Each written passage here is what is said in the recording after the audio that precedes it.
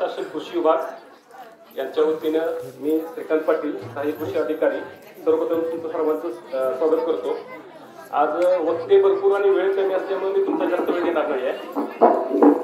महाराष्ट्र शासनाच्या ज्या काही आता चालू योजना आहेत आणि माती परीक्षण जो अतिशय महत्त्वाचा पण दुर्लक्षित असला भाग आपल्यासमोर मी डिस्कस करणार आहे। सर्वप्रथम योजनाबद्दल आपण चर्चा करूया।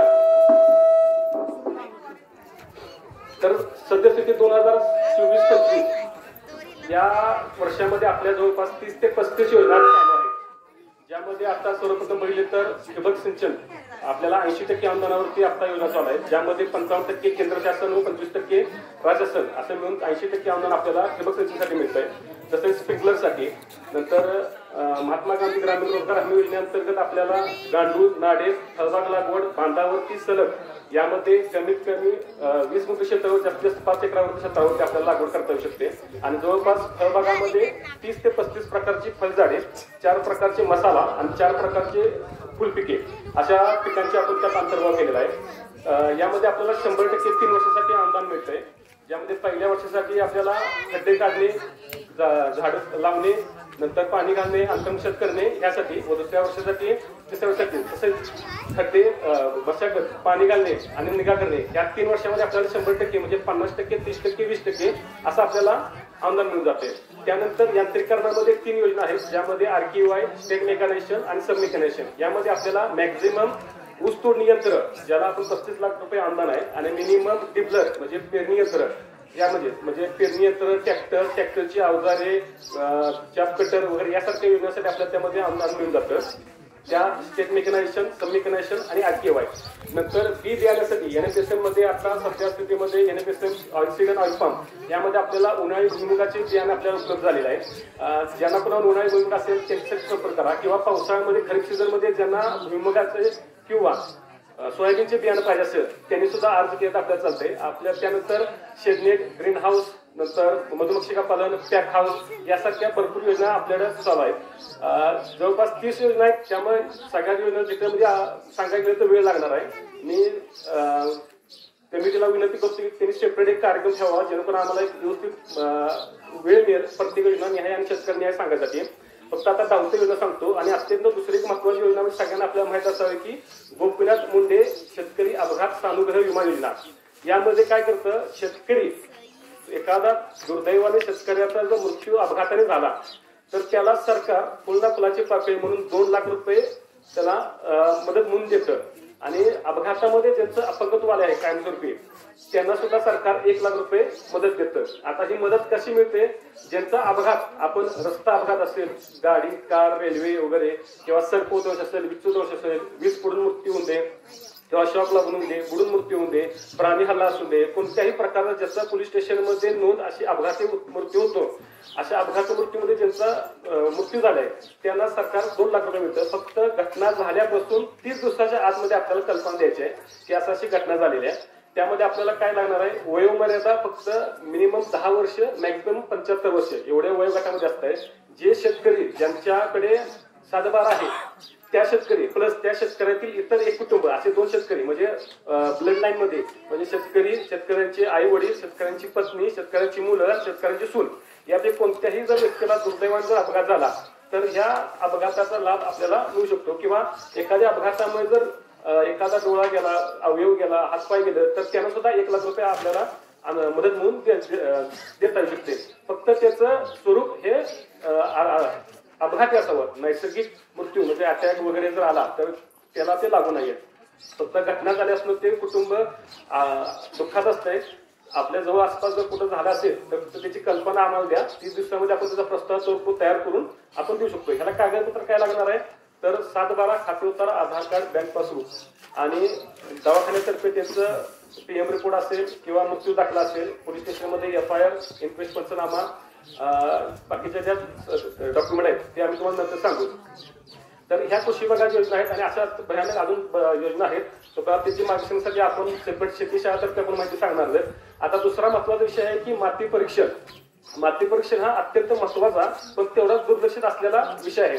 माती म्हणजे काय, आता आपण बेलदारवाडमध्ये बघितलं तर साधारणपणे 218 हेक्टर क्षेत्र या गावचं आहे, 500च्या वर लोकसंख्या आहे आणि 121 कुटुंब आहेत। म्हणजे सर्वसाधारण बघितलं तर लँड कॅपॅसिटी प्रत्येक घराची बघितलं तर 1 ते 2 हेक्टर एवढं जमीन प्रत्येकाला जमीन येते. आता आपल्याकडे बघितलं तर पाण्याचं दुर्भिक्ष आहे, त्यामुळे ऊस शेती कमी आहे, पण बाकीची कोरडवाहू शेती मोठ्या प्रमाणात होते. आता माती परीक्षण करायला बघू की गरज काय आहे किंवा महत्वाचं काय आहे. जर आपण एखादा आजारी पडलो तर आपण डॉक्टरांकडे जातो आणि डॉक्टरांचा डोकं निदान लागणार आहे तर डॉक्टर काय सांगतात की आपण रक्तलघवी आपण टेस्ट करावं लागेल, जेणेकरून आपल्याला त्यानुसार आपल्याला निदान लागेल. मग आपण रक्तलघवी टेस्ट करतो, लॅबमध्ये जातो, टेस्ट करून पण डॉक्टरच्या येतो, डॉक्टर चेक करतात. मग त्यामुळे तुमचं काय हिमोग्लोबिन आहे, लिपिड प्रोफाईल टेस्ट असेल, क्रिएटिन असेल, युरिक ऍसिड असेल किंवा काय असेल तुमचं जे वाढलंय किंवा कमी झालंय, त्यानुसार डॉक्टर सजेस्ट करतात की तुम्हाला ह्या गोळ्या चालू कराव्या लागतील किंवा हे खाद्य करा किंवा हे कमी करा किंवा जास्त करा. ते म्हणजे टेस्ट केल्यानंतर तुम्हाला कळतं की रोगाचं निदान काय. त्याच प्रकारे आपल्याकडची जी जमीन आहे ज्याच्यावरती आपण कष्ट करतो, आपलं कुटुंबाचं तीर्थ चालतं, ज्यातून आपण पैसा काढतो, ती महत्वाची जमीन ती तपासणी करणं किती गरजेचं आहे. कारण ती तपासणी केल्यानंतर तुम्हाला कळणार आहे की जमिनीमध्ये कोणते घटक आहेत आणि काय करावं लागणार आहे. जसं प्रत्येक पिकाचा जो डोस असतो, जसं ऊसाचा डोस बघितला तर विद्यापीठाने ठरलेला आहे की 500 किलो नत्र, 200 किलो स्फुरद, 200 किलो पालाश. आता 500 किलो नत्र टाकायचं म्हणजे तर किती टाकायला लागेल आपल्याला युरिया, तर 1250 किलो युरिया आपल्याला टाकायला लागतो. किंवा आपल्याकडे जर सोयाबीनसारखं महत्वाचं पीक बघितलं तर 25, 75, 50, 25 नंतर 75 स्फुरद, 75 किलो पालाश. आता एवढं टाकायचं असेल तर आपल्या जमिनीमध्ये किती आहे आणि आपल्याला टाकाय किती लागणार आहे. आता आपण जर बघितलं की ह्याच्या अगोदर जसं 1965 नंतर आपल्याला हरित क्रांती आली, नवीन वाण आले, उत्पादन देणारे वाण आले, रासायनिकचा वापर वाढला, त्यानंतर आपल्याकडे जमिनीचा कस कमी व्हायला लागला. म्हणजे आपण एक इमॅजिन करा, भरलेली बादली आहे जमीन, म्हणजे पाण्याने भरलेली बादली आहे, आपण त्यातनं तांब्याभर काढतोय, म्हणजे पीक घेतलं तांब्याभर आणि आपण त्यामध्ये फक्त वाटीभर टाकतोय.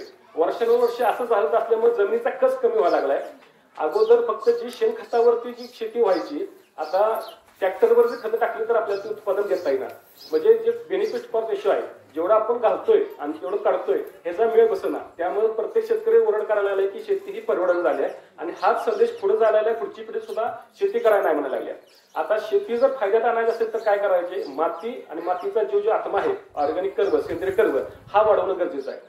तर पहिल्यांदा आपण बघूया की माती तपासणी कशी करायची, केव्हा करायची. तर माती तपासणी करण्याचा योग्य वेळ आहे मे महिन्यात नांगरणीच्या अगोदर किंवा खरीप पीक निघाल्यानंतर रब्बीच्या अगोदर. ही अतिशय योग्य वेळ आहे माती परीक्षण करण्याची. समजा उभ्या पिकामध्ये माती परीक्षण करायचं असेल तर आपल्याला काय करावं लागेल, तर 2 ओळीमधील माती आपल्याला कलेक्ट करता येईल. फक्त खतं दिल्यानंतर 3 महिन्याच्या नंतर आपल्याला माती परीक्षण करता येईल. आता माती परीक्षण करायचं झालं, आता आपल्याला समजा आपण रानामध्ये गेलो, आपल्या एखाद्या रानाची माती परीक्षण करायची आहे, तर आपल्याला पहिल्यांदा बघायचं की रान कसं आहे. बऱ्यापैकी आपल्या सगळे रानं आयताकृती चौकोनीच आहे. माती परीक्षण करताना पहिल्यांदा आपण काय करायचं आहे, बांधाकडची जागा सोडायची आहे किंवा पाटाची जागा असेल, झाडाकडची जागा असेल, जनावर बांधायची जागा असेल, खतं टाकायची जागा असेल, ह्या जागा सोडायच्या.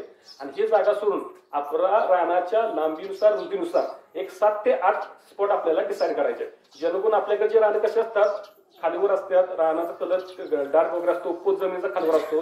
तर सगळ्या प्रकारची माती आपल्याला त्या सॅम्पलमध्ये यावी. जर 1 हेक्टर जमिनीचा नमुना काढायचा झाला तर 1 हेक्टर मधील 15 सेंटीमीटरच्या मातीचं वजन हे 22,44,000 किलो येतं. म्हणजे 2,250 टन एवढा ऊस सुद्धा आपल्या गावातून जात नाहीये. तर एवढ्या मोठ्या माती नमुना चाचणी काढायचं किती महत्वाचा किंवा किती जबाबदारी काढला पाहिजे, ह्यासाठी आपण काय करायचं आहे की आता साहित्य कुठं लागणार आपल्याला, तर एक खोरं आहे, एक प्लॅस्टिकचं गमेरी असेल किंवा प्लॅस्टिकचं पोतं असेल आणि कापडी पिशवी आहे. आता आपण रानात गेलो, स्पॉट डिसाईड केले, तर झिगझॅग आकारात, जसं झिगझॅग आकार असतो त्या आकारामध्ये 8 ते 9 आपण स्पॉट डिसाईड केले. आता 3 प्रकार नमुना काढला जातो, एक कोरडवाहू पिकासाठी, दुसरा बागायत पिकासाठी आणि तिसरा फळ पिकासाठी. कोरडवाहू पिकासाठी आपल्याला 15 सेंटीमीटरचा, बागायत पिकासाठी आपल्याला 30 सेंटीमीटरचा 30 आणि फळ पिकासाठी आपल्याला 1 मीटरचा म्हणजे 100 सेंटीमीटरचा आपल्याला माती नमुना काढला जातो. तर माती नमुना काढताना काय करायचं आहे, जे आपण स्पॉट ठरलं झिगझॅग मध्ये तिथं जायचं आहे, वरची माती साईडला करायची आहे, एक खोरं इकडनं एक खोरं इकडनं असं व्ही शेप काढायचं आहे. व्ही शेप काढल्यानंतर उंचीने येईल ती माती घ्यायची, एका पाठीमध्ये गोळा करायचे. असं करून पुन्हा दुसऱ्या खड्ड्याकडे जायचं आहे, दुसऱ्या स्पॉटमध्ये, तिथं पुन्हा व्ही आकाराचा शेप काढायचा आहे. 15 सेंटीमीटर असेल किंवा 30 सेंटीमीटर असेल, माती गोळा करायचे, गमल्यात टाकायचे. असे 8 ते 9 ठिकाणी माती गोळा करून घेतली की गमल्यामध्ये माती मिक्स करायची चांगल्या प्रकारे. नंतर त्याचं अधिक आकार काढून 4 भाग करायचे आणि समोरासमोरील भाग काढून टाकायचे, पुन्हा माती मिक्स करायची, पुन्हा अधिक आकार काढायचा, समोरासमोर भाग काढून टाकायचे, पुन्हा माती मिक्स करायचं. असं कुठं करायचं आहे, जो कुठं आपल्याला लॅबला तपासणीसाठी लागणारा 500 ग्रॅम मातीचा नमुना मिळत नाही तो कुठं करायचा आहे. आता आपण माती निवडली कशी, माती काढली कशी, साहित्य बघितलं कसं. आता समजा ती माती भरायची कुठं, माती भरण्यासाठी स्वच्छ प्लॅस्टिकची पिशवी किंवा कापडी पिशवी घ्यायची. त्यामध्ये तुमचं नाव, गाव, पत्ता, मोबाईल नंबर, गट नंबर, पाण्याचं सिंचनची पद्धत, अगोदर घेतलेलं पीक आणि पुढचं कुठलं पीक घेणार आहे हे पण पीक घेत आहे. आता मातीला म्हणून घेतलं, आता ते पाठवायचं कुठं तपासण्यासाठी, तर आपल्याकडं STL सॉइल लॅब टेस्ट म्हणून सांगलीमध्ये आहे, किंवा आपल्या डिपार्टमेंट तर्फे प्रत्येक प्रकल्पामध्ये आपण माती नमुना घेतला जातो. तुम्ही जर आम्हाला सांगितलं तर आम्ही सुद्धा माती नमुना काढतो. नसेल तर प्रायव्हेटमध्ये आपल्याला इस्लामपूरमध्ये 2 लॅबोरेटरी आहेत, सुशिलांसारख्या लॅबोरेटरी आहेत, तिथं सुद्धा तपासून होतं. नसेल तर आपल्याकडे जे कारखाना आहे, तुम्ही जे सभासद असाल किंवा नसाल, कारखान्यात जवळच्या कारखान्यात जर तुम्ही गेला माती नमुना गेला तर आपल्याला माती नमुना तपासून दिला जातो. आता ह्याचा चार्जेस कसा आहे, तर STLचा चार्जेस आहे, त्यामध्ये 3 प्रकार पडतात. सर्वसाधारण माती नमुना, विशेष माती नमुना आणि मृदा नमुना. 35 रुपयापासून ते मॅक्झिमम 250 रुपयापासून आपल्याला माती नमुना तपासून मिळत जातो. आता आपल्याला कोणी एवढं गरीब नाही की आपण 2 ते 3 वर्षातून एखादा माती नमुना, एखादा 250 रुपये जमिनीसाठी घालू शकतो. तर प्रत्येकानं माती नमुना आता इथे खरीप सीझनमध्ये काढावा. आता माती नमुना तपासला दिल्यानंतर काय होतं, आपल्याला एक रिपोर्ट मिळतो ज्याला मृदा आरोग्य कार्ड म्हणतात. माननीय पंतप्रधान महोदयांनी 2015-16 पासून ही योजना राबवली आहे की प्रत्येक गावामध्ये मृदा आरोग्य कार्ड गेलं पाहिजे, जेणेकरून प्रत्येक गावाला जमीन सुपीकता निरीक्षण करायला पाहिजे की गावामध्ये जमीन कशा प्रकारे आहे, चांगली आहे का वाईट आहे, त्यानुसार आपल्याला पुढची उपाययोजना करता येईल. तुम्हाला रिपोर्ट आल्यानंतर काय करायचं आहे, अतिशय साधा रिपोर्ट असतो, माइल्ड असतो, वाचण्यासाठी सोपा असतो. जरी नाही आला तर कृषी विभाग किंवा कुठलाही ऍग्रिकल्चर स्टुडंट असेल त्याची भेट घेऊन तुम्ही वाचू शकता किंवा तुम्ही स्वतः वाचू शकता. त्यामुळे तुम्हाला काय मिळतं, तर त्यामध्ये तुम्हाला पहिला मिळतं pH फेनॉमेनॉन ऑफ हायड्रोजन, म्हणजे मातीचा सामू.